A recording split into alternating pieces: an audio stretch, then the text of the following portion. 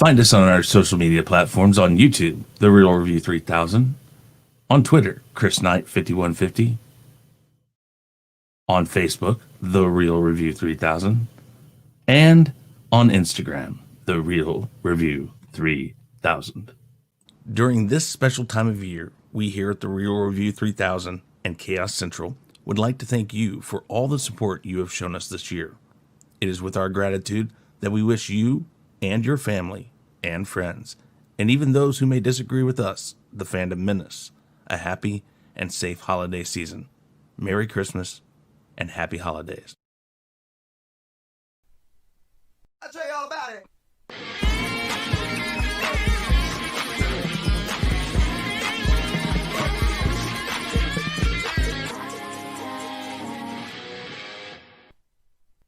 That was real good. That was money, first of all. Let's do another.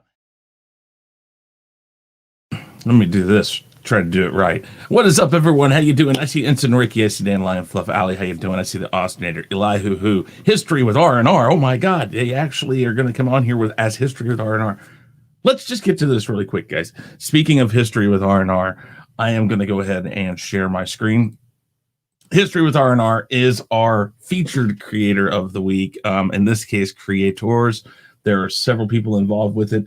But in the description box down below, I have their link to History with R&R and also the contributors of History with R&R. That is Rambling Canuck, Admiral Doom, and Stone Loki. Those are the three major contributors.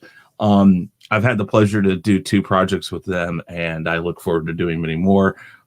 Voice work is a thing I love to do, so I really appreciate them asking me to help them with this wonderful channel they've got here. So go check it out. Currently, they're at 93 subscribers. 6 or 7 more subscribers, they're at 100. That's when they can get their Vandy link. So it could be youtube.com/history with R&R or some form of that. But guys, I want you to go check that out and help them get there. If you're not subbed to them, please do. It's interesting stuff, guys. History is a big thing. I love history. I do suggest you guys go to that. And yeah. So that is our featured creator of the week. If you and the channel you have want to be a part of that, do me a favor. Email me, Chris Knight at TheRealReview3000, or DM me on Twitter, Chris Knight 5150. Yeah, that's that easy. So let's get to this week. We have been primarily doing live streams recently. We're working on updating and changing some stuff around for how we record things, how we stream. So we've taken a break from doing game streams. We hopefully will be back to it either this week or next week. I'm looking for people again for the Gospel According to Chris. If you'd like to be on there on a one-on-one interview with me, basically about whatever topic you want to talk about, something you're passionate about, come onto the channel, talk about it. It's basically all about the guest, not about me, even though it says it's a Gospel According to Chris. My gospel is that this channel is platformed for opinions, for people to express their opinions, and that no opinion is right, no opinion is wrong, but you as a person have your own opinions. So that is pretty much what the Gospel According to Chris is. But this week, as usual, Sundays is the Mandalorian Roundtable. So next Sunday, or last Sunday, was the first show of the week, I say, which is Mandalorian Roundtable. And we talked about episode 6. We were really excited that they didn't back off from the momentum they were using. And tonight we'll talk about episode 7. On Mondays, we do the Chaotic Conversation over on Danny Graham's channel and over on the on KHAOS Central, the YouTube channel. That's a simulcast thing. You can watch it on either channel. You can watch it on both channels. But we finished up our top 50 villains of all time. And I think my number 1 was Joker. My number 2 was, oh, shoot. Now I've forgotten. Darth Vader. Yeah. No, Darth Vader was number 2. Joker was number 1. That interchanges occasionally. It just flips around and stuff. Somebody out, Sam, thank you for being here. Nindroid, I see you there too. Elihu Who, I said already. Guys, thank you very much for being here. I'll put the link in just a minute.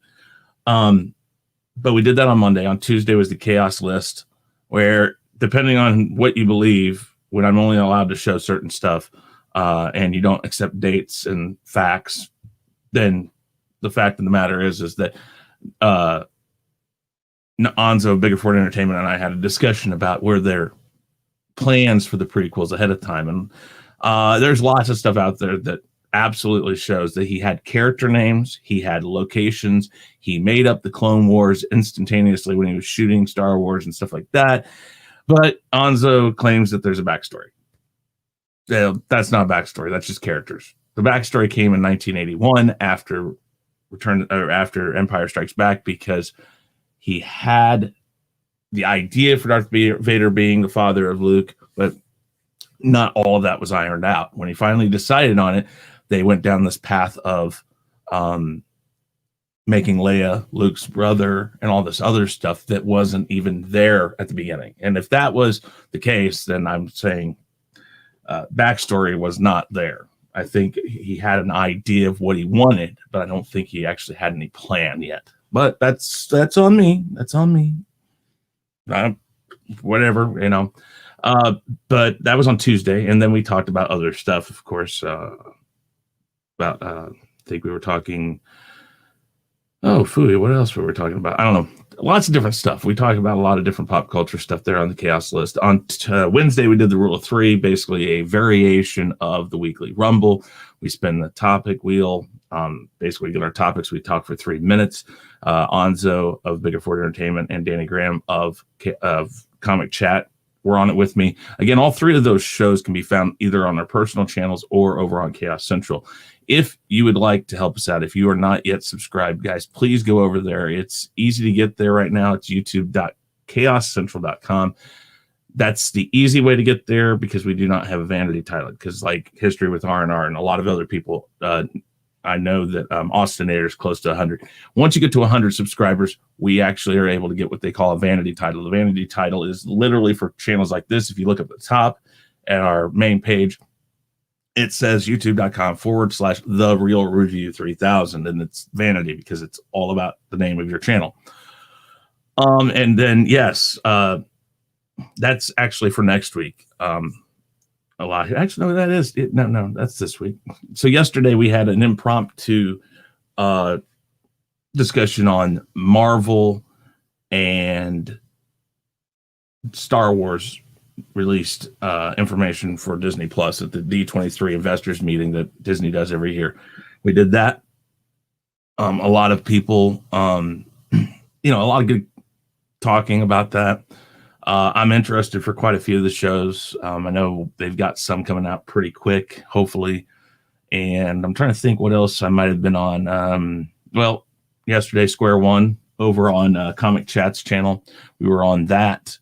Other than that, I don't think we did anything else this week. The Weekly Rumble, of course, is the big thing we do every week.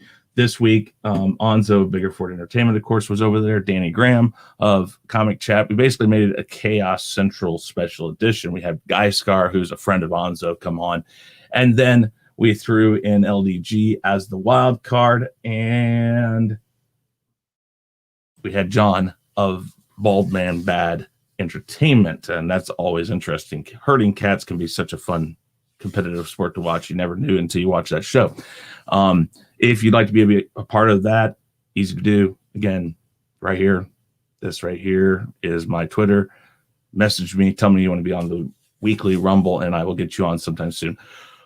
Okay, now that we've said that, now that we've gotten through everything we've done, let's go ahead and get this invite.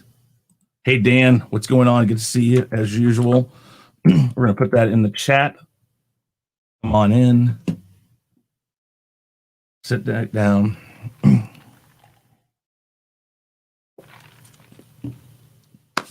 Looky.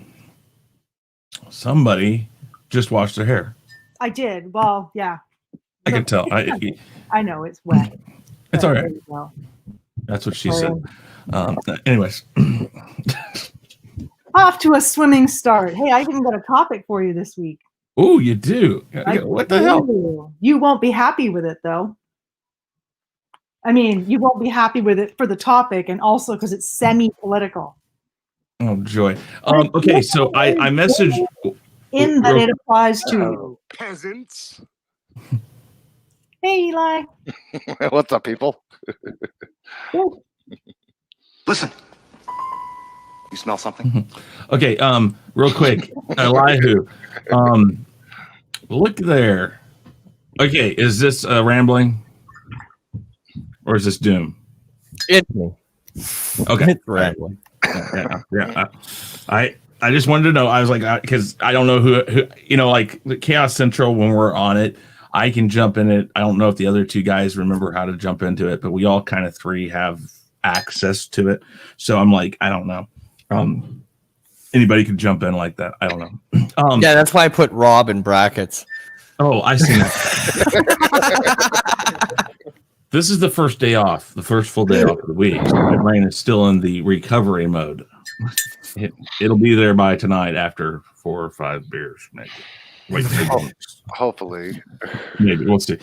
Now, real quick, Elihu, Vile Mike, I DM'd him and asked him. I said, "Oh, you're doing a Legend of Zelda, are you?" I mean, I probably suck because I mean, I know about the lore and stuff, but I don't know how compared to some people how good I'll be. But I'd love to do it. I love trivia, things like that. Yeah, he mentioned this, and I'm like, Chris loves Zelda. I'll mention to him. Okay. Hold on. So we thought about you, man. He said he's going to be comic books, video games, cartoons, all Zelda. Okay. And he's going to real Jeopardy style. He can show video clips and images, not just text questions. Austinator. All hail Jar Jar. Really? Darth Jar Jar. Hi, I'm George Lucas, the creator of the Star Wars saga. Yes. Hey, Jar Jar. Luker. Yeah, listen, we all know that Jar Jar Binks is the greatest Star Wars character of all time. He's my favorite character. He's the Sith Lord. Well, I was gonna do that, but then the fans turned against me, and now they want me back because Daddy left. Daddy left. What the hell did you do? Oh my God. He inverted himself. He's feeling negative today. You're muted. Is this what he said? It said use as directed, but it kind of backfired. Oh, Is shit. this negative zone? Yeah, the negative What's zone, the right? negative zone? All right, we're gonna see how much shit Dandelion Fluff can stir up here for the topic today. It'll be a quick one, I'm sure, because everyone will just be encouraged. So, a senator or congressman, there's somebody, Tillerson is his name. I don't know exactly. Sounds familiar. He is pushing the idea that copyright infringements, like people using music and stuff on YouTube and what have you, should result in jail time. Yeah. Good luck with that. Yeah. He's like super sponsored by like all the media people. Oh my gosh. So Good luck with that. I just thought I'd throw that out there as like a little. Good luck proving that under the law. Good luck. Jail the company unless you do it. Is it Tom Tillis? I think Rex so, Tillerson. yeah. Rex Tillerson. Rex Tillerson? That sounds my right. gosh. Yeah, Rex. Yeah, that sounds like something he would do. Wait a minute. I want to see Considering, something. okay, just for the simple fact that YouTube is not a US only platform, so good luck getting that international. It already is. LDG, what was it called that they just passed last year in Europe and Asia and all that? There was a law that they brought down where literally, oh shoot, what was it? Yeah. Project Prometheus. No. Stop! What the hell? My channel has become a freaking here. Wait a minute. Where's the stamp? I can just stamp it in the middle of all of us. Just have it all over. I told you wouldn't be happy with it, but I just thought it was a topic that should be. I want to ask you a question. When you think of Hollywood and music and things like that, oh, hold on, guys. Talk amongst yourselves. I gotta go get my keys so my kid can go to work. Okay. You know, when it came to Star Wars, I never really my dream was to actually make the Howard the Duck movie. Hey, thank you for the duck boobs, by the way. You're welcome. As a teenager, I really enjoyed them. But when they Yeah. showed it on TV, they had to put subs over the boobs. Come on. Yeah, not I boobs, tried not to boobs. That's always sexy. I tried to go against it, Oh, but TV back then was crazy. Honestly, I didn't even want to make Star Wars. I wanted to make a Howard the Duck trilogy and then a Howard the Duck prequel trilogy. Then I wanted to make an animated cartoon, a 3D animated cartoon of Howard the Duck. We were gonna have, and then then I was gonna sell it to a huge company and then have them do a sequel trilogy of Howard the Duck. But it never came through because Wasn't he going to be the original star of the Indiana Jones series? I don't know. I didn't even know I was gonna make Indiana Jones back then. I just thought, if Howard the Duck takes off, I wouldn't have to make anything ever again because Howard the Duck was my dream. And then the fans hated it, and then Indiana Jones would have been awesome with Howard the Duck in it. dude, he played that guitar. The way he played that guitar was awesome. Mm-hmm, Awesome sauce. For feathers, pretty good. I was gonna make a cinematic universe where we were gonna have an ultimate crossover with Howard the Duck, Star Wars, and Indiana Jones. We were gonna call it. Imagine the massive multiplayer game that you could have established that universe. That would have been pretty cool too. Oh my gosh, Han Solo and Indiana Jones. Wow. And Yeah. We were gonna call it Howard the Duck Endgame. That's what we were gonna call it. Whoa. What did I just walk into? That served you right for stepping away for. Wow. Yeah, you see, that's why you don't step away from your own screen. You're like, what did I just allow to go over the airways on my channel? Oh, dear God. No. Yeah, you'll be really happy with it. That was a good boy. So, when you think about the music industry, movie industry, things like this that have to do with copyright, do you think liberal, or do you think conservative? Well, they're all conservative, actually, because they're all like, well, you know what? They don't care. They don't care. They're just in it for money. That's true. I can see that. This is a Republican doing this. This is just. I'm trying to see I'm trying to figure out what the Republican has in it, or what the point is. He's is he regulating money from them? Sure, he's backed by some kind of lobbyist. Yeah, they're lobbyists. They back him. They give him. I understand that. A lot of Republicans actually get the main support from lobbyists. Less than about 5% of Democrats do that. But both parties do take money from lobbyists. Mm-hmm. Yeah. And really, the solution is to get lobby money out of politics. Yeah, but Republicans admit to taking it more. Okay, so LDG and I'm not sure about the rest of you guys, and I know everybody in some way or another has dealt with copyright on YouTube, and they give you an option to fight it now and stuff like that. But I think LDG and I probably deal with it the most. He makes intros and stuff. I don't know, Rob. What about you? Do you deal with it? I don't know what the stuff you guys do. Do you guys? I deal with it more with karaoke than I deal with it. Oh, that's true. Else. See, now karaoke is an interesting thing because here's the thing: it'll ding you for the actual property. The thing is when you play karaoke, what most people don't know is that 90% of karaoke does things purposefully to get away from copyright problems. One, if you sing a karaoke song, if you're into that, and you come across a word, and you're like, wait a minute, that word isn't in there. That's not what that word's supposed to be. That's done purposefully because that picks out the copyright for the song. Even like the beat is changed and the tempo, and it will change little bits and pieces of it where it doesn't really affect it in the long run. As though when they change the key, and then you're like, I can't sing in this key. I can change the key of any song. That happens to me a lot. Well, when you're getting it from the YouTube. Oh my God, I'm getting old. The YouTube, the internet. Hey, put it on the Twitter for me. I want to see what that person tweeted it.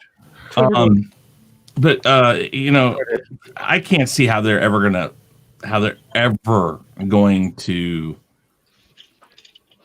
enforce something like this. LDG deal with computers and all of that. Is there? I mean, yes, there's IP addresses, there's ways of tracking this and stuff like that. But is there going to be any proof that you personally are the one responsible? Because it's kind of like a car. If somebody steals your car and does something on your car that's illegal, the car doesn't come back to you and you get arrested for it. Yeah, I mean, it's a sticky slope, right? I mean, if it's YouTube's website and YouTube website lets you do it, then it's YouTube's responsibility. This is not your channel. It's YouTube's channel. Responsibility by terms and condition falls upon YouTube. So we should not be getting anything whatsoever. Now they get around that by, this content mentioning BS and paying people and all that fun stuff. But I mean, if you were on a true public forum, there'd be nothing they can do about it. There's nothing. Well, not only that, but I think I've never heard LDG say that before. But I think too it would have negative repercussions that even YouTube and the copyright holders would rail against, because basically, like my karaoke stream or anybody's stream where they're using stuff like that, where you get the claim instead of the strike, that's free freaking money they're getting. Yeah. Right. So if you start imprisoning people, you're taking away a money stream. And okay, from my channel, it would be like 2 cents, but all that shit over all the different channels, that builds up after a while. Mm-hmm. And they really know what they're talking. I don't think they're really thinking it through, but then they never do think these things through. They just make some outlandish, suggestion of that sort. That never goes anywhere, but it's enough to sort of make everyone be fearful. But again, I mean, the same thing, people doing reviews of music or whatever, that's promoting that artist. So not only do they get possibly some money from that music being streamed, but it also promotes that artist. Because I mean, I'll often watch reviews of different music and stuff, and I would never have listened to that music otherwise. And then maybe I go check that music out. Or maybe I used to get a copyright strike for a little countdown that Pickles helped made for me. 2 weeks ago, the strike stopped. I got another strike, or another little match. Sorry, I got another thing. Yeah, for the countdown. I'm like, it didn't happen last week. It didn't happen 2 weeks ago, but it happened last week. What the hell is going on with this? Yeah, well, I guess they just don't notice. It's the algorithm. That's why it's not a person. It's the algorithm. But YouTube runs off content matches. That's if content matches disappeared, YouTube would be out of business. YouTube hates me. No, YouTube hates me. Period. Every single stream I've been on today where I have a wrench, it's gone. Really? Listen, YouTube is so screwed up that the things that they're worried about are not the things they should be worried about. They should be worried about fixing their notifications to tell people when their channels that they subscribe to are on. They should work on ease of access for people when you're doing something like, for instance, if I do the same intro with the same music every stream, or every Tuesday on one stream, I'm using the exact same intro, and it keeps going out every week, and every week I get a content claim, and I go in there, I fight it, I win it within hours, because this is actually happening. I win it within hours. Should it not be something that from that point on they have a little ticker that says, hey, wait, this has already been handled, they've done this before, No, but then now they're causing more work for me, and then it's just more load on their servers and stuff. LDG, answer me this. You probably know better than I do, because until I got monetized. I'm screaming in my mind right now, but yeah, go ahead. All the stuff I've heard before, and you don't. The algorithm doesn't look for fair use. No, I understand that. It doesn't do it. Doesn't work that way. They'd rather catch a big net where they catch everybody that has a content match. That way, they make more money. Okay. And make you do the extra work. They're never going to do that, Chris. They're never going to give you that feature because it benefits you more than them. The second that happens, it's off the drawing board. I understand that. I don't. Now, as far as the subscribers, YouTube even admitted they don't know what the hell the problem is. And they swear even to this day that there's no problem with people losing subscribers. People are losing subscribers. Yeah. I've fought it. There's a video Directly of with them saying specifically, we have no clue what the hell you're talking about. No. And everybody sees it every day. I see it every day. You see it every day. People who are subscribed, watching the show they're watching and getting unsubbed from the show that they're all watching at the moment. It's a joke. I'd like to welcome Andrew on here. Andrew, how you doing? Greetings, Chris. Okay. So I was going to ask you those because until I got monetized, I didn't really even think about it. I mean, they claimed it. If I didn't win the fight, then they either put up, ineligible for monetization is what I see now. Back then, you don't see it. When you're not monetized, you don't see what the options are. You can fight whatever they say still. But my question is before you're monetized, that still is something that the company who owns the rights to that song or whatever you're using, they can monetize it, right? Yeah. Well, it's different now because we got to stop using the word monetized because everyone's monetized now. I'm monetized. You're monetized. We're all monetized right now. Go to our video and you see an advertisement playing on our video. We're just not getting the money. Exactly. So everyone's monetized now. You're getting a video. You're getting an advertisement on everybody. Your channel is used for monetization. You don't get it, but I'm not a partner. I'm not a partner member. Exactly. It's basically, I guess, the more correct term. And that's exactly what it is. It's a partnership. When you get to 1,000 subscribers, 4,000 hours, they send you a thing saying, become a part of the YouTube program or partner program. And then basically what you do is you get a sliver of the percentage that the other 5 billion people who are on YouTube who are monetized get. And then out of that sliver, we're all seeing, scraps, while YouTube has it basically at like 70% at least. And then we get featured the name with like super chats and stuff. So, Well, what I really wish they'd fix on the copyright end is like what pisses me off is you'll go in like one karaoke stream, I'll go in and I'll have my 10 normal copyright claims or whatever the hell. Mm-hmm. And then, so 1 week, if I really wanted to, I could go in and I could trim out all the copyright claim shit so that that's not there anymore. Yeah. Okay. Well, for one, to do that using YouTube, takes a freaking day per song. Not even kidding. Okay. If you go trim out, it takes about 6 hours to a day for them to trim that section. It's freaking annoying. Try to do that to 10 songs. Secondly, then you'll go very next week, do the same thing, do your stream, get the claims, then you go to trim it out. Trying to be, as they put it, a good boy on YouTube. Okay, fine, you claimed it, I'll take it out, I don't care. Nobody rewatches the karaoke streams anyway. So whatever, I'll trim it out. No big deal. You weren't there live, you don't get to see it. Big deal. Then you go to do it, and then it's, nope, that option's gone for that week. Next week you'll be able to do it, but this week you can't do it. And it changes all the time. There's certain times you can trim out that claim, certain times you can't. And it makes there's no rhyme or reason. There's no rhyme or reason to any of it. Every time I try to make my claim, my dispute, I get an email saying, we have received your dispute. And that's all I hear about it, and it just drops off in 30 days. Automated. It's an automated message, but as far as Eli, they have been removing them. Like we did you correctly, so they are removing them. Yeah, it's just been dropped. It takes about 30. It takes 30 days for it to drop. Well, it should take less than less. No, than they less. should now, drop it. When I do mine, they should drop it immediately if they have the information. Yeah, every mine gets single dropped week within I a day. do this. No, it's been still on there every single week. Well, don't worry about it. If it drops in 30 days, I mean, that's sometimes. I'll tell you what.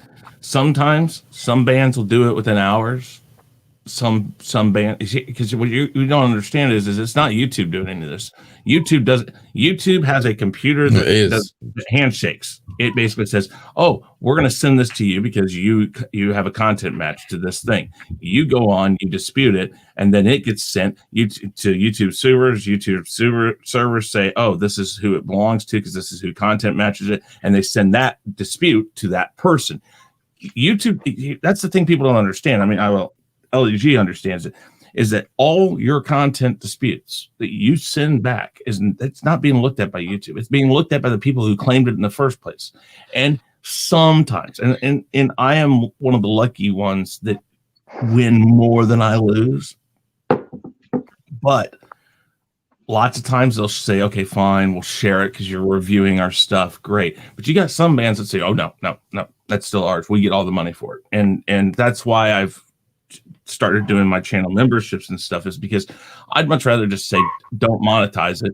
Let them take everything that they want to put on it. I don't have to fight it anymore. I don't have to ask for it anymore. Are there certain bands that will only take like a portion?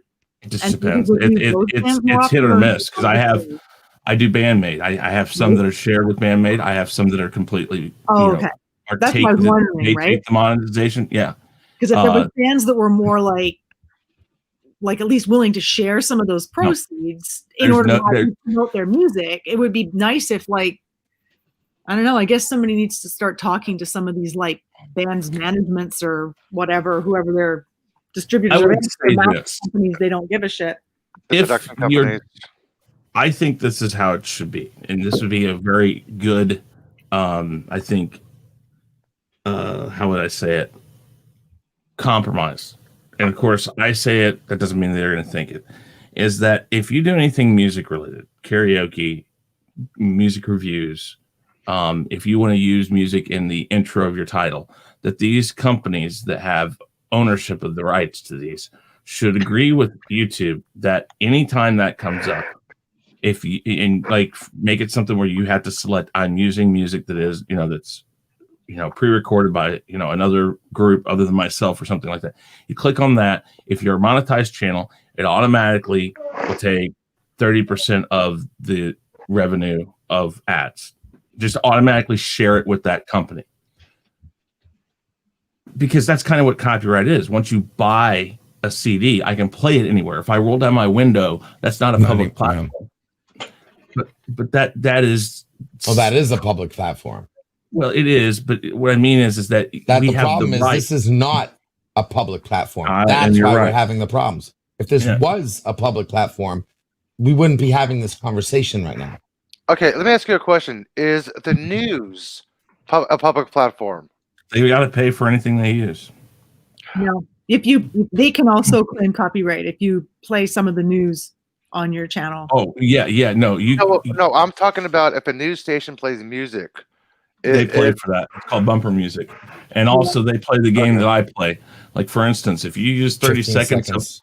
Of 15 to 30 seconds. It depends. I get away with about 15 to 30 seconds, but while it's not actually written into copyright law, that's what radio stations do. That's what news organizations do. And you can always point to that and say, they don't pay for it. You'll notice when I don't know, I listen to talk radio, and the guy that I listen to here on the afternoons does it all the time. He'll say, they'll come on and say, man, I love that song. Turn it down for a second. And you'll hear it go down all the way. You won't hear it. And then he says, all right, turn it back up. Because what he's doing is he's cutting the time that he's used it, and he's starting the time back up. And that's so they don't have to pay for it. Now, again, it's those little tips and tricks that people have to learn, is what is allowable, what's not allowable. If I use 15 seconds of music in an intro, the thing I always tell people is don't use the most recognizable part. If there's like a phrase you want in that song that everybody knows that phrase, like let's just use the Low by Flo Rida, the Apple Bottoms Jeans song that everybody knows. I don't know it. Okay, well, that's good. You're white, so I'm not white. My background is white. Just now it took me 6 copy and paste just to put a damn link in the damn chat. Really? Yep. Jesus. I'm a mod. I identify as a black man. Times. It'll lie to you. It'll put it up in the chat to shut me up, to make it look like I actually posted a link, but if I refresh, it goes away. It's gone. It's not really there. They'll play these bullshit games. Hey B, how you doing? Yeah. Hey, B. What I was gonna say. Good. What I was gonna say is Hi Tabasco. if you use that part where it says she had the apple bottom jeans, boots on the fur, all that stuff. Because I don't see Pickles moving. I don't hear anything. Well, you're froze. You're froze, but there you're kind of. I'm refreshing StreamYard. Okay, there you go. No, I've got a more fun. I've got a more fun topic too. Okay. Who's got clear skies tonight? Do what? Who's got clear skies tonight? I do not. That No, sucks. me neither. I'm No, I so don't. pissed. What is it? Meteor shower tonight. Oh, where at? Everywhere. You just sort of go outside and look up at the sky and don't look at anywhere in particular. So this our side of the Earth, because on the other side in Australia or wherever, they're not going to see it because, well, they will. Will they? It's a meteor shower. They just hit the atmosphere all over the place. You know, speaking of Australia, Friday when I get to my parents down here, they live in the middle of the woods, and I looked up when I was outside smoking, and it was like a lot of shooting stars. Yep, meteor shower. I saw one the other day. It was pretty big. Yeah, you won't see a meteor shower all over the world unless like they're coming from every direction, which I. They're apparently they originate sort of, kind of from the Gemini. Gemini, yes. That's why they're called the Geminids, but they can be anywhere in the sky. Interesting. Yeah. You know, speaking of Australia, I hate to be in Australia next year. Why is that? I want to avoid that country because Mad Max takes place in 2021. That is true. What? It's going to turn into explosions. Oh, Mad Max. And then a guy in a huge helmet will show up. That's not. If I remember right, the first movie was not even shot there. It was shot in New Zealand. I know, but it's supposed to take place in Australia. No, it takes place in a post-apocalyptic time. That's all it ever says. It's just kind of obvious with everybody going around. Hey, mate, what are you doing? I mean, if it happens in 2021, then next thing you know, people are going to wear buckets on their heads. Oh shit! We already have face might masks. happen in 2021. We already have masks on our face, though. You know what? We should make that a trend. We we're should just wear buckets on our heads. No. We're not even into 2021. Not doing it. Yeah, let's finish 2020 first, please. I mean, I know everybody wants to get done with it, but let's actually do it. I have a feeling I'm in no rush. Do what? I'm in no rush. I am. Dandelion, what'd you say? Is they drag our asses through what? 3 more weeks? 2 more weeks? 3 Something. All I'm saying is that I feel like they're going to do an anime plot twist where they're going to reveal that there's actually a 13th month. So then we're going to have to suffer through one more month of 2020. You know what, Austinator? I never thought I'd do this, but I'm going to ego check you. Ego checked.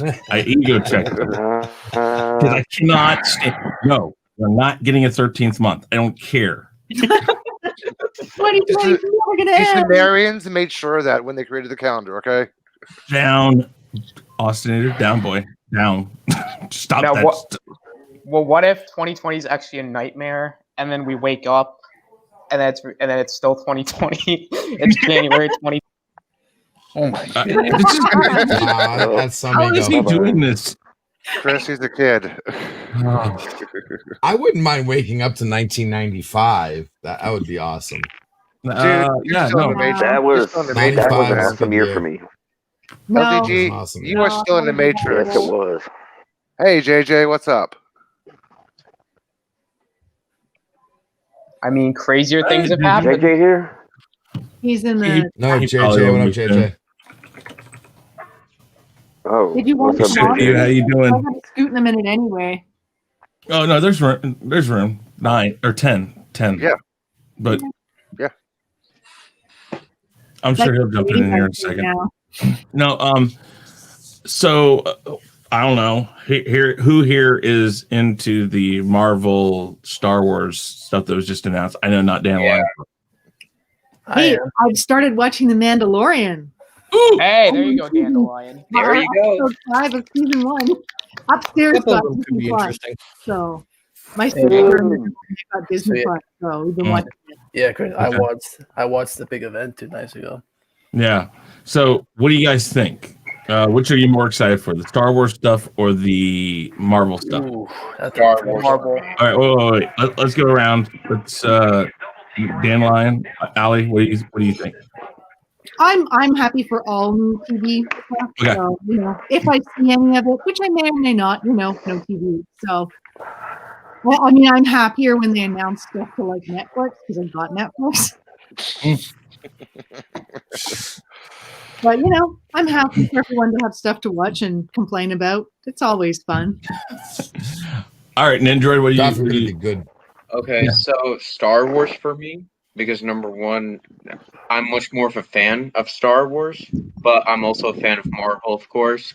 And to me, Phase 4 as it was, all the announcements and all that really did not excite me as much.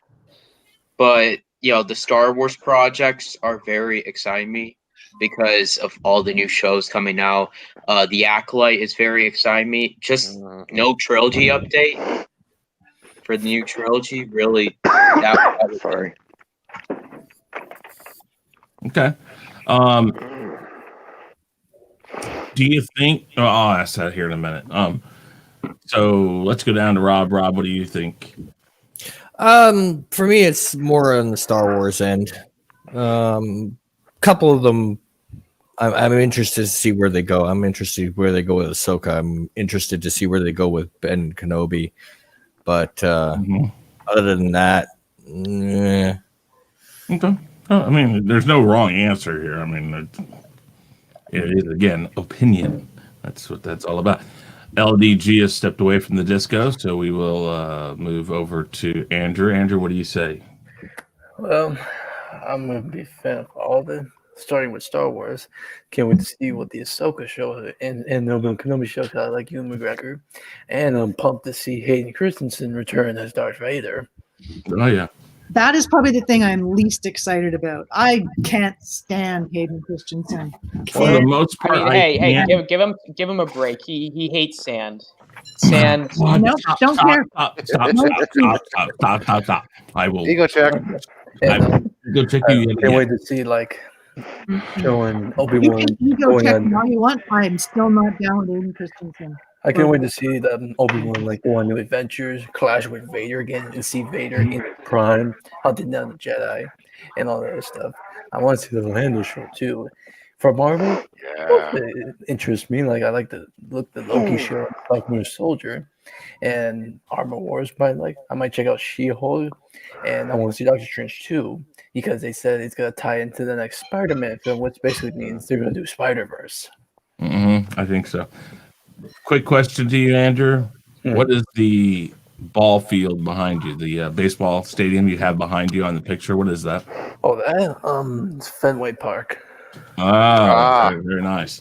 All right, hold on, guys. Just a second. Talk amongst yourselves. Yeah, and the reason why I love the Spider-Verse is because this is my favorite Spider-Man. Ooh, what an appropriate topic should we talk about this time?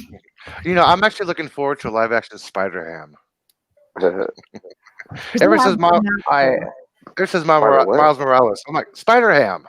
What about Tobey Maguire returning? I'm not very excited for any of the Star Wars stuff coming out. Baby Yoda, no one loved any of my stuff. All they did, all now they talk about is that Baby Yoda guy. Who is Baby Yoda? Mr. Lucas, get out of here. Your time is over. What? Hey, don't insult Daddy. Oh. I'm the daddy of Star Wars. Ow. Ooh. Ow. Yeah. Anyway, so the reason why Daddy. Where was I? I don't have a soundbite for that one. So like I said, I'm excited to see a Spider-Verse because Tobey Maguire is my favorite. And I'm also interested in some of this little stuff that Pixar is doing because the Buzz Lightyear film they're doing with Chris Evans. Yeah. And I think, even though it's not Tim Allen, I'll check it out because it's Toy Story. I like the Cars thing. And I also like when they announce those movies like the Diary of a Wimpy Kid, the Night in the Museum, the Hocus Pocus 2. What else was there? Indiana Jones. Yes, even though Harrison Ford's too old now. Hopefully, Charlotte LeBeau will not be in it. Yeah. What else? Prequel to the live action Lion King, the Little Mermaid remake, the Pinocchio, Peter Pan. What the? I don't want to. Yeah, Disney does not know how to do new stories. They're just redoing the old cartoons to live action. Well, that's because it's cheap money. It's easy money. I know that's what was the Indiana Jones? Is that the movie being announced? Yes, they said they're in production on the 5th and final film with James Mangold directing. So do they claim it's the final? Yes, they said final. Yes, they did. Thank you, Jesus. Please be good. Please. I mean, I didn't mind Kingdom of the Crystal Skull, but it definitely fell well short of all the other ones. But it is inherently, and I've argued this point many times, it's inherently still at heart an Indiana Jones film. It has all of the pieces of an Indiana Jones film. It just That's weird. But we're gonna see an old Harrison Ford doing the whips, doing the punches. You saw old Harrison Ford the last time doing the whips. What are you talking? No, you saw old last time, the ancient this time. In fact, I'm not going to be surprised. I'm not going to be surprised if they go into a tomb, like in Egypt or something, and the opening part is they go into a tomb and they dig Indy out of the tomb as how old he is. Some sort of like a Bubba Hotep kind of scenario where they're like in an old age home. No. What they need to do is they need to, open up the tomb and there he is in kryptonite. In carbonite. Yeah, just fun. Just have him in carbonite in the tomb. Oh Jesus! Awesome. All right, LDG. I think I know the answer. I think you're muted. Yeah, what's up? Okay. And I'm sure I know the answer to this. The question is which are you more excited or looking forward to of the Disney Plus stuff that was announced? I think you're going to say neither because you're not really a Star Trek fan. I'm sorry. Eagle not really a Star Wars fan, and you're not really a MCU fan for the most part. But which are you more looking forward to if you had to say? I thought the What If series was an interesting idea. I just think they're going to screw it up and give them a reason to be woke and give them a platform to be woke without actually being woke. I think the what was it? The Doctor Strange looks interesting. The Willow one looks interesting. As far as Star Wars, I watched my first full episode of Mandalorian last week. I thought it was an okay episode. Can I ask a question about the Willow? Are they basing it on the follow-up books that came out? It's based off the movie. Okay. It's a sequel to the movie. Okay, because what I read was it's basically a redo of the movie, just in episodic form. I thought it was a sequel.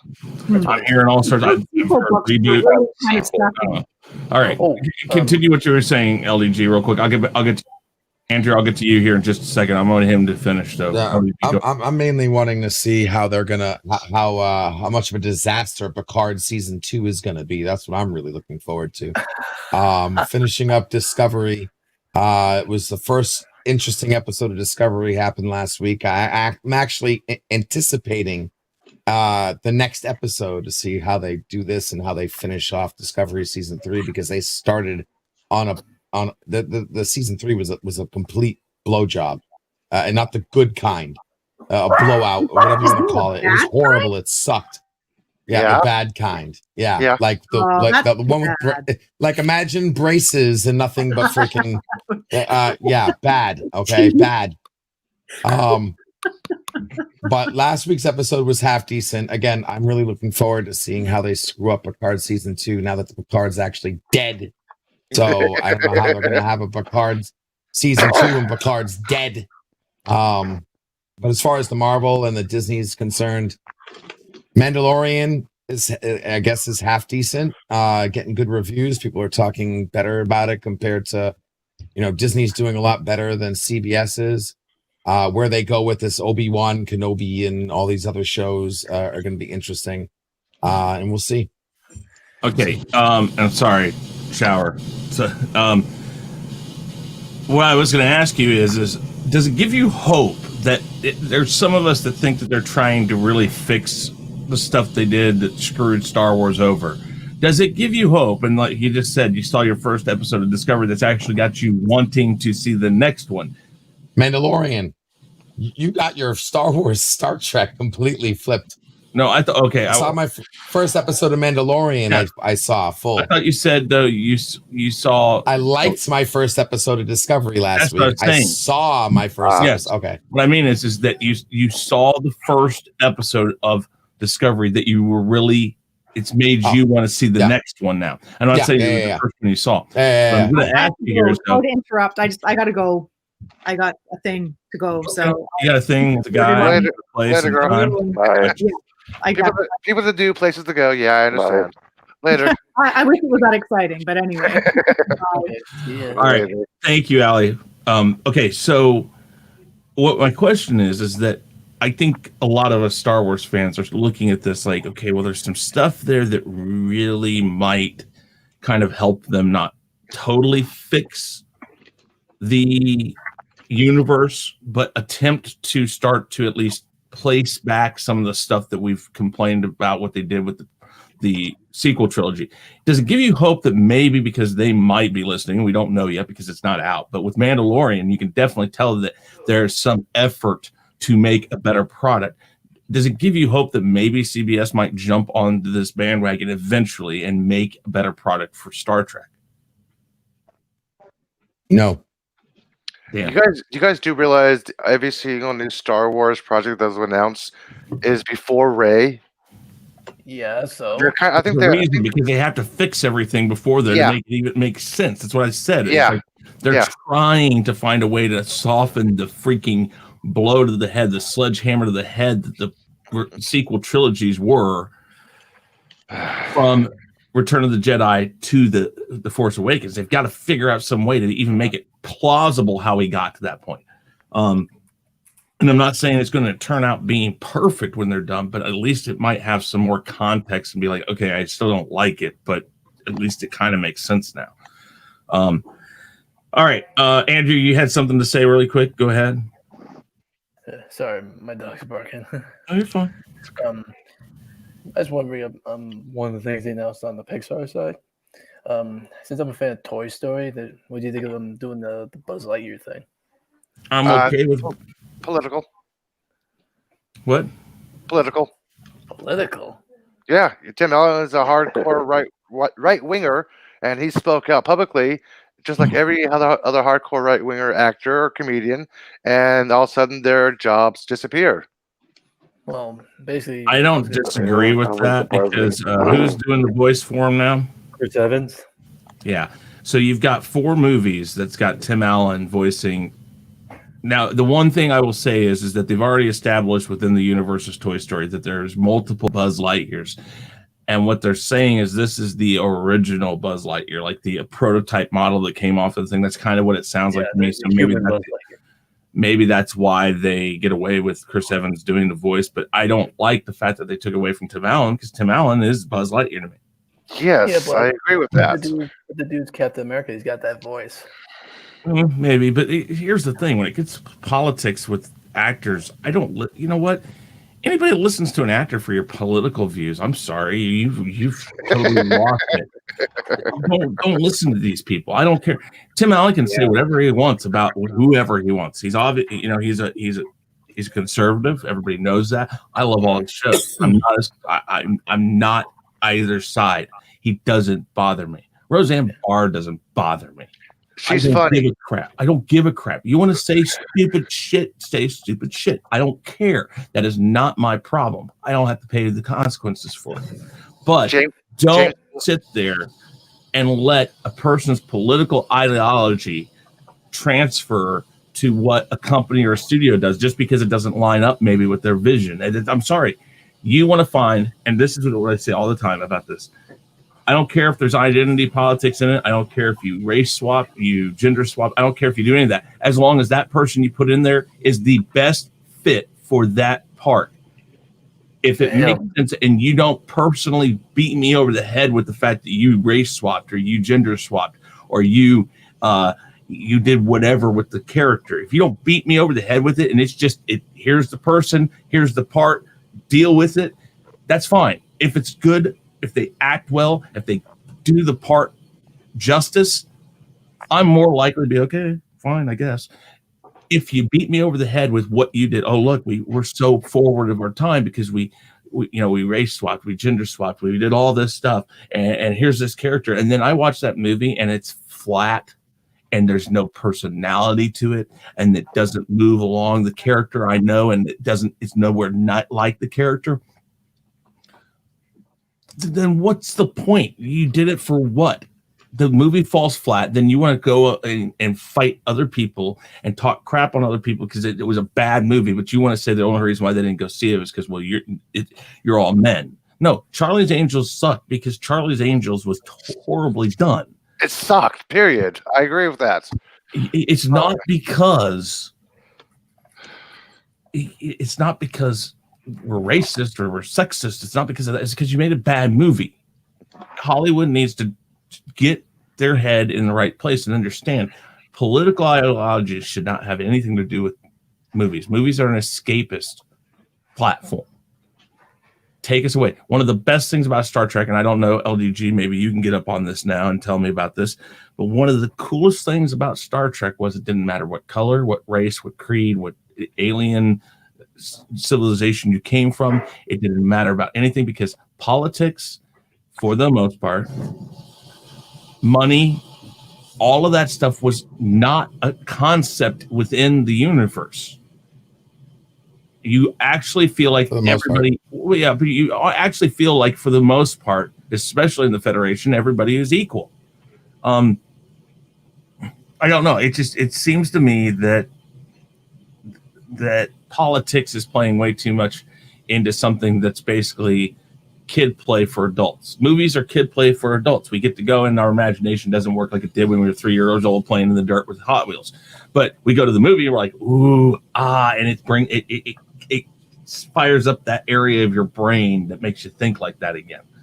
But now they're bringing politics into it. So we were all sitting there going like, well, crap, I don't want to watch this crap. Sorry. That's my okay. Anyway, so sorry.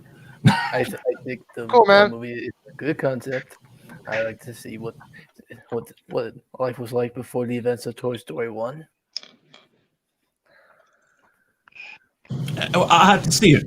I can't make any determination until I see it. But I'll tell you right now, it's really difficult when you've dealt with 4 movies with one voice, and then and the little shorts that they've done with him with one voice. It's really difficult to go into something and then not hear that exact voice. There was a Buzz Lightyear cartoon, and it was not Tim Allen. It was Patrick Warburton. That's true, but they did shorts. I never watched the cartoon. So again, I didn't watch the cartoon because I knew it wasn't going to be Tim Allen. They did some shorts that were on the movies at the beginning of them, or attached to the movies and DVD that they did, and Tim Allen did them. Halloween special, Christmas special. I know they did those two. Okay. What else? I heard you guys last night talk about when it came to the Hayden Christensen, how him and Vader and Obi-Wan clashing will kind of mess up Alec Guinness's encounter in episode 4. What? We'll get to that here in a second. I want to finish it. I want to get B, Elihu, and Austinator's.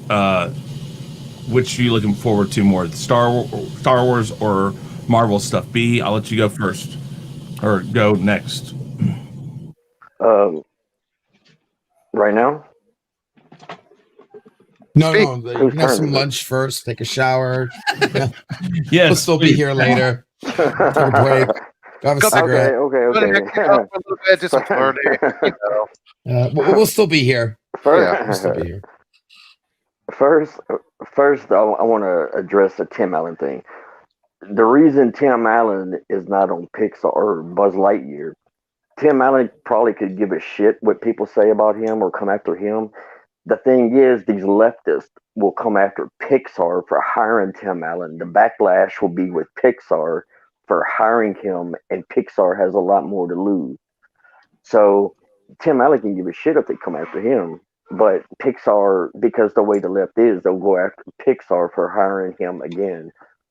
But as far as the Screw Star Wars thing, everybody else. Don't bring politics to the damn shit. That's that's simple. what I'm Who saying. cares? But as far as Star Wars, I grew up on Star Wars. I'm more of a Star Wars person. I haven't kept up with Star Wars in like the last probably 10 years. The Mandalorian, I really, really, really want to see that. The clips and like the stuff that I've seen, I mean, that's something that just looks I can get behind. I mean, I really want to get into that, but of course, I don't have Disney Plus. But I've never liked anything Marvel. Just ever since I was a kid, I've had comic books. So I mean, I'll watch like a Marvel movie if I'm somewhere and it's playing. I mean, they look cool, but I'm not gonna go out of my way to go watch a Marvel movie. But I think they should bring back a Galaxy Quest sequel. I'm done. That'd be interesting. That wasn't Fox or anything. That was Universal. I thought it was 21st Century. I don't know. I'll look it up real quick here. But so, which is it you're more interested in, Marvel or Star Wars? Star Wars. Okay, cool. That's what. Cool. Elihu. Okay, I am more looking forward to Marvel than Star Wars, but I'm happy because I'm actually looking forward to Rogue Squadron. I want to see this, but I'm personally more looking forward to Marvel because, like the What If series, it's rumored that every episode is supposed to depict a different Marvel movie, and one of the rumors is, what if Uncle Ben didn't die in Spider-Man? How would Spider-Man actually be in the world? Yeah, I want to see that this rumor is true. I'm looking forward to the What If series. Oh, did you, when they talked about the Doctor Strange 2, did you expect them to say that movie's going to tie into the next Spider-Man film? The what? The Doctor Strange movie? Yes, Madness in the Multiverse. I know the multiverse. Finally, they're going to introduce it. Finally, spoke briefly on it in Spider-Man: Far From Home, because hey, multiverse Spider-Man: Far From Home. Now multiple Spider-Mans: Garfield, Maguire, the new kid. Forgot his name. Tom Holland. Tom Holland. Thank you. It was H. Tom Holland. All of them going to be Spider-Man. I'm like, hell yeah. Yeah, you can tell who's my favorite by my logo. Yeah, I know you like Garfield. Oh, yeah, let's dance. Come on. Galaxy Quest was DreamWorks. Okay, thank you. Who runs DreamWorks now? Disney, Pixar. Pixar. No, DreamWorks is a. Hold on. Well, Universal, I'm pretty sure. Yeah, DreamWorks is part of Universal. That's why you see those DreamWorks rides at the theme parks. Yeah. Who distributes DreamWorks movies? Universal. That's what I thought. And so it was a Universal Pictures. So that would fall under the CBS moniker, right? LDG. I believe so. Guess so. Yeah. So you'd have to see that from CBS, and I don't know if you want them to do that because that was kind of they probably do the same thing they do in the Star Trek. Okay, so Rogue Squadron is your big thing that you want to see, and I don't disagree with that. Austinator. So I guess as far as what I'm more excited for, I'm gonna be honest, I'm a little bit more excited for the Marvel stuff. Not that I'm not excited for the Star Wars stuff. I think because when it comes to long-term storytelling, I think Marvel is better in some areas. And the fact that they're bringing in the multiverse is what really got me hooked. And the What If series is, I will agree with Elihu. I want to see it. I want to see them go into these other directions because I'm a sucker for what if stories. I'm a sucker for the Elseworld titles. Like one of my favorite comic books in terms of the most recent years was Dark Knight's Metal Rising, the Batman Who Laughs story comic one shot. And to me, Elseworld stories are great. I want to see how they execute that with What If. And I'm excited for all the Marvel shows.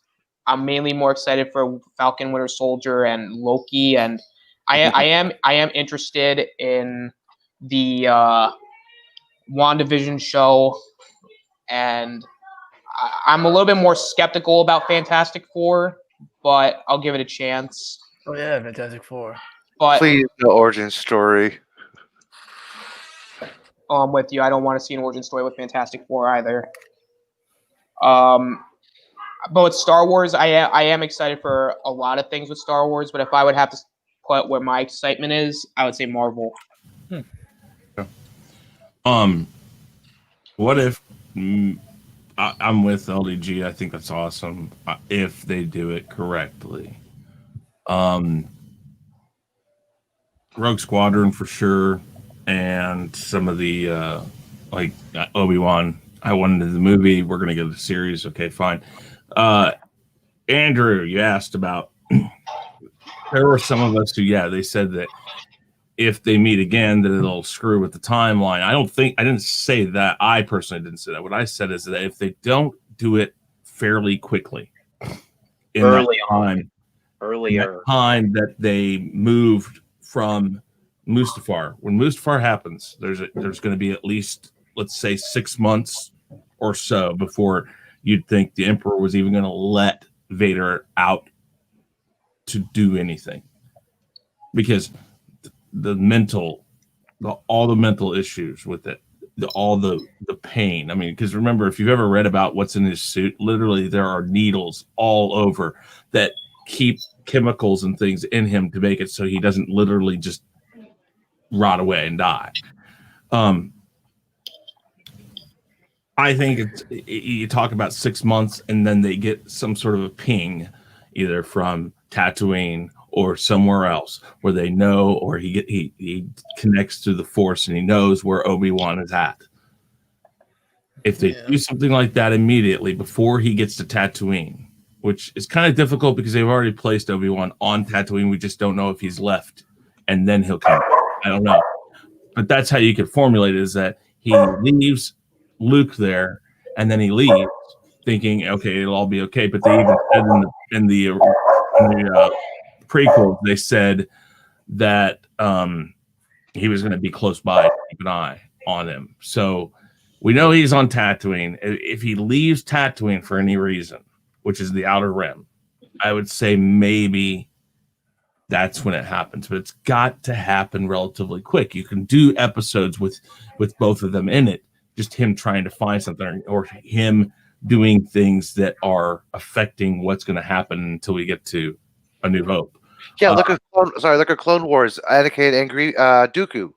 They didn't actually officially meet until the movie, and they kind of played it off like, okay, are they going to meet? No, they didn't. They could do it that way.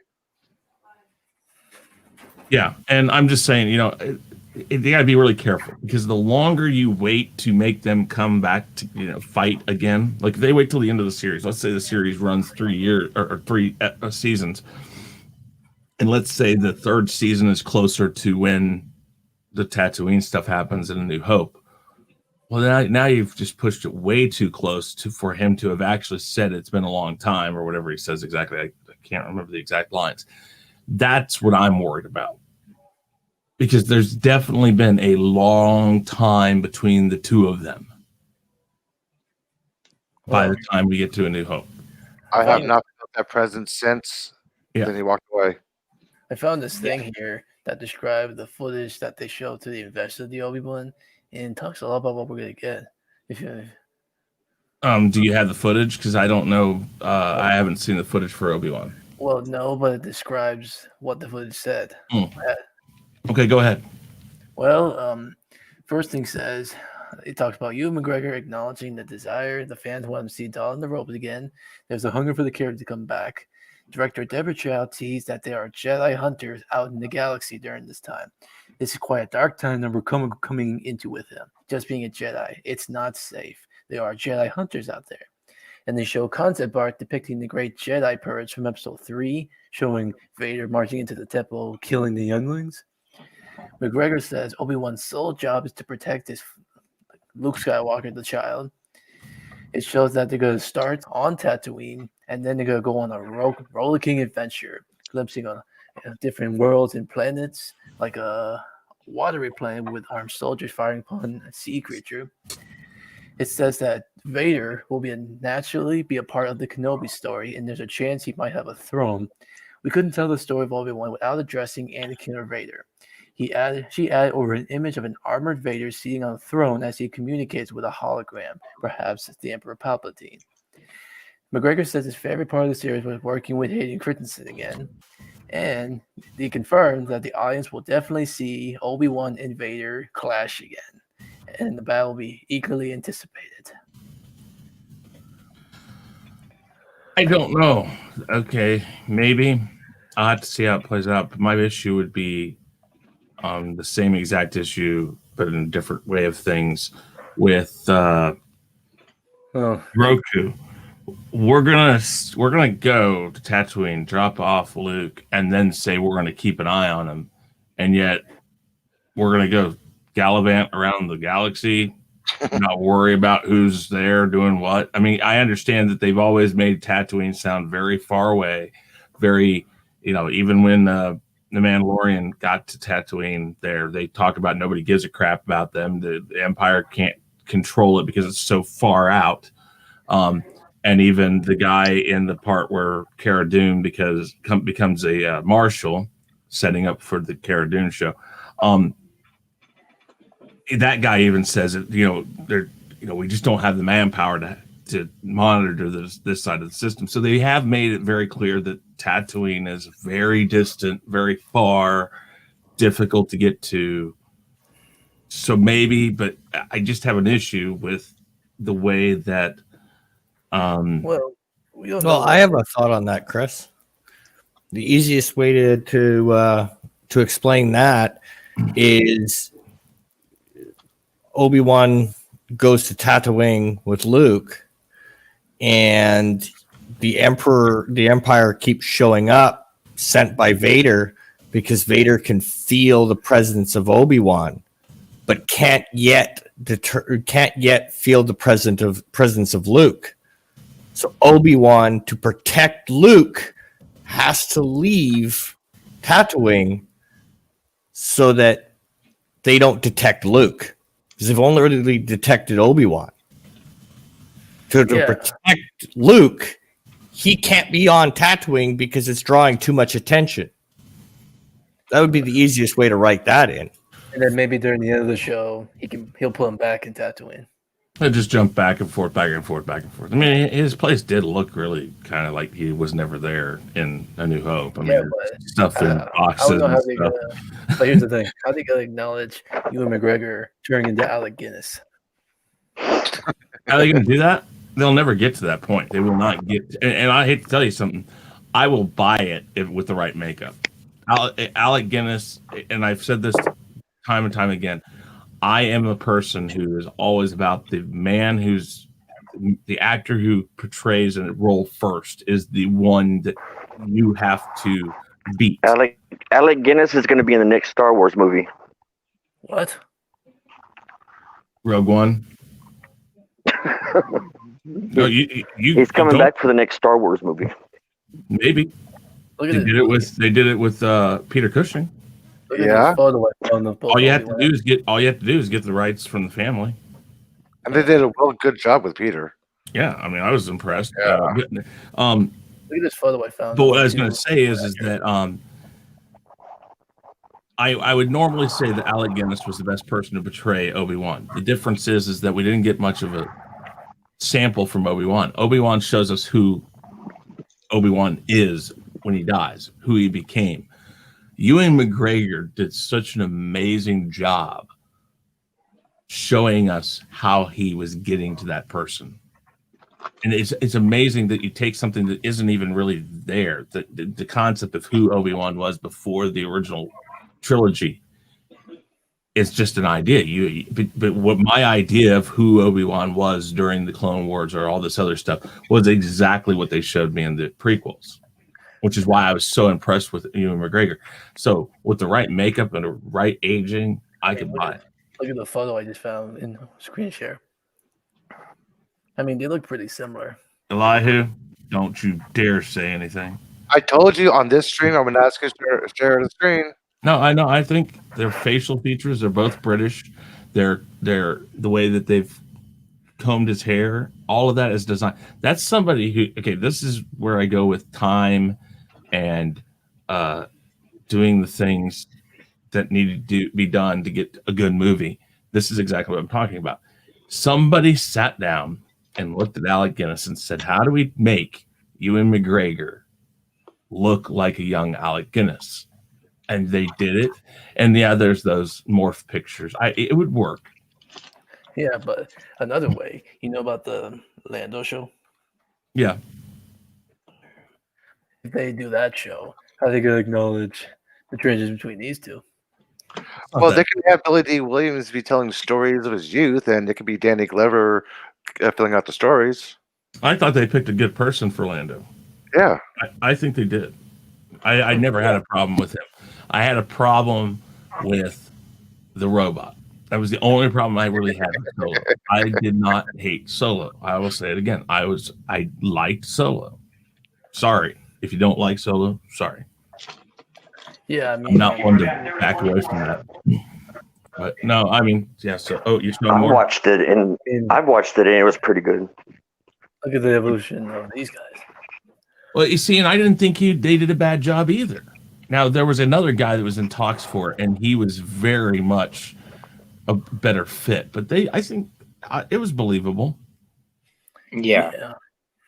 I was like, okay, I thought he did an okay. I don't think he did the best job out there, but I don't think he did a horrible job. And Disney didn't screw with his backstory too much. They took liberties with some stuff, but I didn't think it was just horrible. I like Darth Maul in the end. Spoiler warning. But you know, all right. I gotta dip out there, Chris. And I was just about ready to end. Rob, just hold on can you hold on for just like 5-10 minutes max? 5 minutes. Give me 5 minutes. Because I want to do this. Let me go back to your page. I like your Christmas tree, by the way. That Christmas tree was my two kids, or my two sons. I used to put that up in their room when they were little. I have 4 Christmas trees, 3 or 4 or 5, 10. Saying, I have a lot of Christmas trees. I'm Clark Griswold, except for my landlord won't let me put up all the lights I want to. But this was my 2 boys. This was theirs, and so I pulled it out of a box this year, and I was like, you know what? Screw it. I'm going to put it in my background. In the comments, it's real. It's all, you know.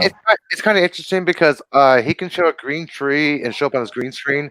I can show a branch on my green tree and it won't even show up. Well, the lights and LDG showed this when I showed it to LDG first. Let me go up here. Watch the lights and you'll see that they'll go black. Those are the green lights.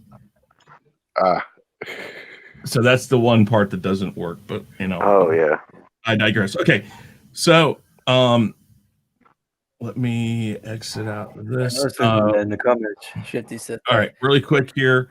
We're gonna take a second to let you guys all talk about your own channels and all that as usual, but we're gonna wrap it up. I do want to do this first, though. I did it at the beginning. I missed like one stream this week, so I want to make sure I do this again. History with R&R. I tell you guys, this is fun stuff. I've done a couple things with them. They basically think of radio programming going into history and being a part of history as it happens, kind of stuff. It's very interesting. I'm a big history buff. I love this. I'm just fascinated by this type of stuff. So this is a channel that's been created by Rambling Canuck, Rob over there, Admiral Doom, and Stone Loki. I tell you guys to go check it out. Good stuff. And this is part of my featured creator of the week. I will highlight one channel, in this case, one channel and its creators, a week. and let you guys know about them. I figure, you know, with near 5,000 subscribers, the least I can do is try to get people out there and be seen. And so, guys, go check this out. They're 5 subscribers away from 100. I think, Austinator, I told you this next week you'd be up. I think you're going to be my next one. Nendroid, I will do it for you. I'll do it for anybody that asks me to do it. Okay, so if you want to, please DM me. I will go and show right here my this is my Twitter right here at ChrisKnight5150. That's how you can DM me. DM me. My DMs are open. I will. If you're not somebody who follows me, I'll probably have to go find it, but I will find it, and I can put you in, and that's what I'll do. I'll put your information in to the description of the videos that I'm doing, and on live videos or on live streams, I will put your channel up. I will talk about you, and I'll let people know about you, and hopefully we can get you a few subscribers. With that said, Rob, since you got to go ahead and tell everybody about yourself and where you can be found other than History with R&R. All right. So other than History with R&R, I have a secondary channel, which is Rambling Canuck. Right now, I'm mainly doing karaoke on that and some other Star Trek reviews, unfortunately, Discovery. But, you know, one of the things I'm looking forward to finally getting my Picard back. Bite me. So, yeah, I'm hoping Discovery ends soon and we get Picard back. So I can finally start enjoying Star Trek again. Then, other than that, I do Rambling Canuck is the channel where I can just kind of laugh, joke, and have fun. History with R&R is more of kind of a more serious, fact-based channel, so you don't get to kick off and have a lot of fun with that. And as you said, I have plenty of fun with it. Oh yeah. But the radio show is the one way we do that. On Fridays, we have the more dry, real look at the history. Like right now, we're going through Stalin, and we're at episode 4, and we've still got 2 more to go. We try to keep them 10 to 15 minutes, so they're easy to watch. But at the same time, that information you get within the 10, 15 minutes is probably more in depth than you will watching an hour and a half History Channel review on it. We try not to include too much spin. We try to just put the facts out there, and then you go whichever way you want to go on it. So we've got a couple of new shows that we're looking at adding, but for now it's mainly the radio show. We do a live stream on the Tuesday that the radio show doesn't drop because it takes me a long time to get everything all together. It's a lot of moving parts to get the radio show out. The next radio show that will drop this Tuesday will have Chris Knight and Loki as the stars of the show. Chris Knight is coming in to do a very, very well done FDR, and Loki is coming in to do Churchill. So it should be relatively fun. I look forward. Thank you again for all the support you've shown. If there's nothing else that I can do, again, 2, 10, 5, whatever the subscribers is, anything helps get to being the next level up from where you're at. And I really want people to know I'm all about these smaller channels. Okay, my channel was small once. I do run Chaos Central, which because of how we run things is a small channel, but we put them on bigger channels by putting them on our channels. But it's just what I think. This platform would be so much better if everybody was just, I guess, as LDG would say, if we were all represented equally by the system, but we're not. Mm-hmm. Just having near 5,000 subscribers right there guarantees me at least 200-300 searches more than any of you guys. Probably. I don't know what the numbers would be, but I just assume that because more people watch different videos I have out there, that helps my algorithm out better. That's not fair. it's like, why is it, what's the purpose of that? So that's my thought. I still remember your drive to 1,000 with that awesome book giveaway you did. That was fantastic. And I still have those books up here. I have to get them sent out. And thank you. This whole COVID-19 is driving everybody nuts. But yeah. The fluffy bunny disease. Yes, that's what I call it, the fluffy bunny disease. Yes. You guys do know that when they catch on using a key term for something else, that's why that becomes the key term. Time. I've changed it around so many times, so I understand that. Pixels. All right, Rob, if you got to go, thank you very much for being here. I appreciate it very, very much. No problem. Thank you for having me as I look always. forward to Tuesday. Thanks for the support. Later. Easy, guys. Fun, dude. Okay. I'm gonna go check out his R&R shit. Okay. Pixels, you jumped up into his place, so why don't you go next and tell everybody about the wonderful stuff you're doing over there in LDG Pixels and Pixelate, and I'll even let you throw in the Prometheus plug. Let me. Okay. I will be so gracious as to sit and listen to your wonderful musings of the greatest thing to ever come to our lives as soon as it comes. All right. Well, looks like my voice is back, guys. I'll be streaming back this week. So for those of you who have missed me, LDG is back. Hit me up on Monday through Friday, usually between 11 and 12 in the morning. I do my morning tech rant and make myself available for anybody who has computer issues, owns a Mac, needs advice, questions, etc. Need a free tune-up. That's what I'm here for, to support the tech needs of anybody who requires it. And on my secondary channel, Pixelate, where I do the waiting room, a show designed to kick back, be the stream between the streams, kick up your feet, relax, open panels, open topics, sit back, watch me get some work done, promote those channels that deserve it, and tell you to go watch them and then come back. We also do what we're doing right now, Married with Children watch parties on Saturday. I continue the Death of Trek. Picard might have dug the hole, but Discovery's cementing it.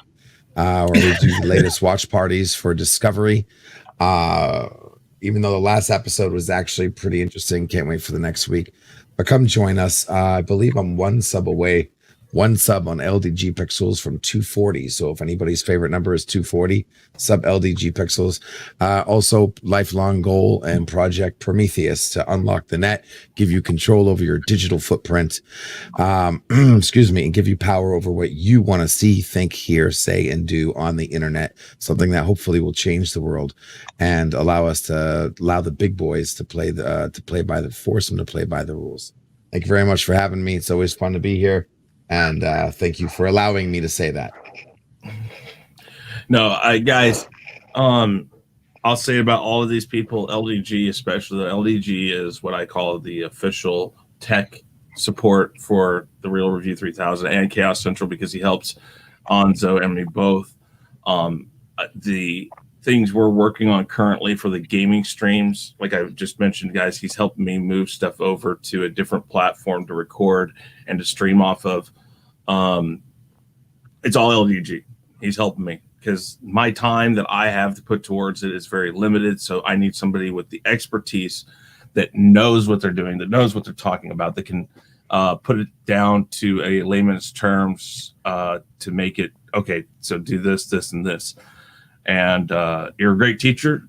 You're a great help. I really do appreciate it, guys. Do check him out and check out his streams. We have a good time on his streams. And Pixelate is a great place to go, as he says, give you something slightly better than watching paint dry and waiting for somebody to start streaming. I think that's not exactly what you say, but guaranteed to be only slightly better than watching paint drive, waiting for someone cooler to stream. Absolutely, yes. There you go. All right, all right, guys. All right. Well, okay. Thank you, LDG. I appreciate it. Andrew, go ahead and tell everybody about yourself. Well, all all I have is you can find me on YouTube and on Twitter at Andrew Sally. Look for the Toby Spider-Man picture. All right. Later. Okay. Take it easy. Elihu. Who, you? Me. You. You smell something? What? What just popped in there? What just Someone asked Thank you, 240. You're God, you say yes. All right, go ahead. Juice. I am Elihu Who, and I can be found everywhere and nowhere at the same time. But when I'm not there, I can be found every Wednesday at 12 noon Pacific time, which is specific, on my show called What's Up with the Universe, where we talk astronomy, astrophysics, science, all sciencey fun. But there's not a show this week because I'm on-call jury duty this week, so no show this week. But later on today, I could be found on Chris's channel on the Mandalorian Talk, as we talk about Mandalorian. Yes, Stormtroopers unite. Oh, jeez. Well, come on, the Stormtroopers, come on. Did you not applaud when they showed up? I did. It was kind of interesting to have like an opposite moment. I know, I love that. We'll talk about that later. And I can also be found on this dude's channel, hanging out sometimes, and Danny Graham's channel, KHAOS Central, and JJ's Sith Lord's channel sometimes.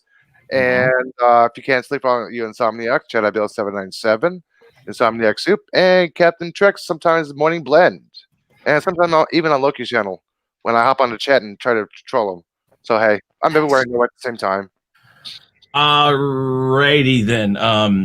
Thank you very much, Elihu, for being here. Appreciate it. Austinator. Thanks for having me on here, Chris. No problem. Austinator. Tell the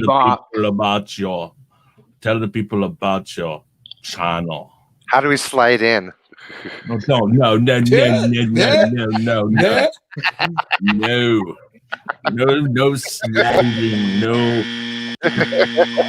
Now, this is still a work in progress. You guys can find me on Twitter at the Austinator17, where if you ever want to hit me up and message me, do that at the Austinator17. Also, I have Discord, so if you don't have Twitter, that's a-okay. You can just message me on Discord at the Austinator. Also, I have a YouTube channel, the Austinator, where I'm at 95 subscribers, and I am 5 away from hitting 100 subscribers for the second time. People say you can't hit 100 twice. Well, guess what? We're gonna do it twice. I'm going back to normal schedule this week. Earlier today on my channel, we had Shadow Eye, where we reviewed the first 2 seasons of The Office. And next week we will be reviewing season 3 of The Office. This coming Thursday will be Splash Talk, where we will be reading some Harry Potter fan fiction. And on Friday, good old Wrestling returns, where we will be reviewing NXT TakeOver War Games and Survivor Series. We're also going through some of the latest wrestling news and reveals. And I'm going to be doing gaming streams throughout the week. Playing some more God of War, and sometimes on Sundays you can find me here, the Real Review 3000 Chris Knight's channel, whether as part of the weekly wrap-up or as part of the Mandalorian Roundtable, where I will more than likely be on tonight, and I will be more than likely playing a little game called the Ego Check, where I will be probably putting the Ego Check multiple times. Sarlacc Pit. Also, there it's the Sarlacc Pit. Here, it's Ego Check. All right, so then I'll probably be putting the Sarlacc Pit multiple times. And then you can find me sometimes on Mondays on JJ, aka Sith Lord's channel, as part of Randomness at its Finest. And sometimes I'm also on Big Afford Entertainment's channel, where where sometimes when they do gaming streams, I like to go in and just watch Nzo and JJ and LDG have a Get their ass swept by LDG. Well, I mean, I would say it was more a close game. Anza kicked your ass. But yeah, go subscribe to me, and actually go subscribe to everybody else here, because they're a bunch of great people, and like everyone says, this is a community. Take it back. And we have to, and we should be able to grow our community And if you guys do not subscribe to these people, then KHAOS will come in and stare at you intent with that malicious intent. So just subscribe. Well, I've got news for you. You're mine now. You belong to me. Mine now. Well, that's nice. Mine Me. now. Get to Me, the chopper. tell everybody about yourself. If you go to my channel, you will find mostly horror movies from the 70s, 80s, and early 90s. There's some sci-fi, and a little bit of cheesy 80s. This past week, I've been on vacation, so I've been posting just personal videos for the last week, but I return on Tuesday. So after Tuesday, I'll probably start posting movies again. And that's about it. Okay. Well, I am Chris Knight. This is the Real Review 3000. I appreciate everybody that comes on the shows. I try, like LDG, to run an open forum, an open platform for people to jump in on Fridays. It used to be on Fridays, on Sundays, and be a part of something that is that's for you, because where I'm at now is because of you.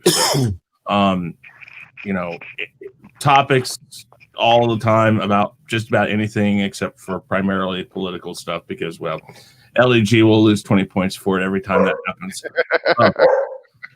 But he doesn't seem amused by that.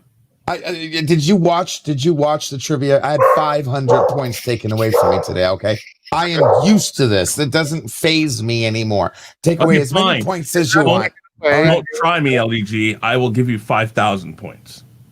They were not taken away. They were donated. Nice. All right. That's a change. All right, guys. Well, Good thank you morning, for watching today. Vietnam. I appreciate it. Everybody, say goodbye. Goodbye. Bye. Later. Hey guys, thanks for checking us out. Be sure to subscribe to both channels, and make sure to check out our friends in the Fandom Minutes. You can find us on YouTube, Twitter, Facebook, Instagram, and BitChute, and you can also send us an email at sean@seanstackhousereacts.com and Chris Knight at therealreview3000.com. Be sure to swing by our Teespring store to pick up some awesome merchandise.